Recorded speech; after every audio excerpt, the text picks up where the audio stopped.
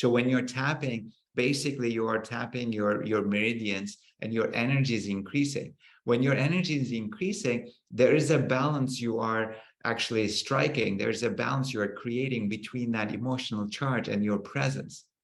But nobody is processing the emotion. Nobody is processing the feeling. You are just basically offsetting that with a higher energy field, higher awareness maybe, right? So then you feel great because the emotion cannot resist too long. An hour tapping, half an hour tapping, hour and a half tapping, it goes away. And you're like, you think, oh, I'm done with this. But then it comes back. The reason it comes back is that there is nothing done in the depth of the blockage, the depth of the repressed feeling, repressed emotion.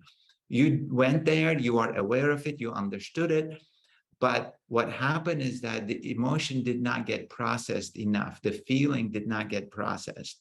So what we want to do is we want to create that mental space, not to overcome the emotion, not to overcome that feeling, that trauma, not to overcome that, but sit with it, face it. You need to have enormous focus. You need to have enormous presence to be able to do that. And then you get out of your head, you drop into the body to connect physically what is happening in the body. After that, you can get hold of it and release it. When you sit enough with that mental space, the body starts to shake, starts to process itself, and you are just observing. You are just facilitating. You are not doing anything, you're facilitating. But when you get in there with the mindfulness, with the emotional freedom technique, with tapping, you are still staying in the mind. So therefore, the processing doesn't go as deep as we want, because then it comes back. When you go deep, then literally the triggers, the intensity of the triggers, the intensity of your emotional reactions drop. It immediately drop, and the frequency of these events actually become less and less frequent. So you keep that awareness, you keep that understanding, and keep processing to get out of that.